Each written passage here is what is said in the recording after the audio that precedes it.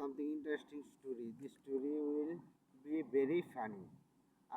আমি আপনাদেরকে আজ যে গল্পটি শোনাতে যাচ্ছি এই গল্পটি খুবই মজাদার। আপনারা এই গল্পটি শুনে খুবই মজা পাবেন। তাই আর দেরি না করে গল্পটি আপনাদেরকে শোনাচ্ছি। একদিন এক স্ত্রী ঘুমাচ্ছিলেন। তার স্বামী টেবিলে বসে ছাত্রদের পরীক্ষার খাতা দেখতেছিলেন। স্ত্রী ঘুম থেকে উঠে দেখেন তার স্বামীর চুল এলোমেলো, চোখ দুটো অনেক লাল।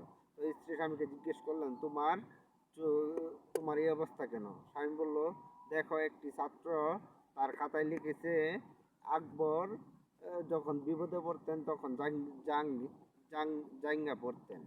তখন স্যার বললেন, তখন তো জাঙ্গার তৈরি করতো না, তাহলে কিভাবে আকবর জাঙ্গা পড়তেন?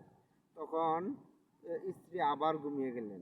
তো ঘুম থেকে স্ত্রী দেখতে থাকলেন তার তার স্বামী পুরো ঘর জুড়ে হাসতেছেন আর নাচতেছেন। তখন স্ত্রী জিজ্ঞেস করলেন, তুমি পুরো ঘর জুড়ে হাসতেছো আর নাচতেছো কেন? তখন স্যার বলল, দেখো, আমি বুঝেছি যে এই ছাত্রটি আরেক ছাত্রকে নকল করেছে। কারণ ওই ছাত্রটি লিখেছিল আকবর যখন বিপদে পড়তেন তখন বাংলা পড়তেন না।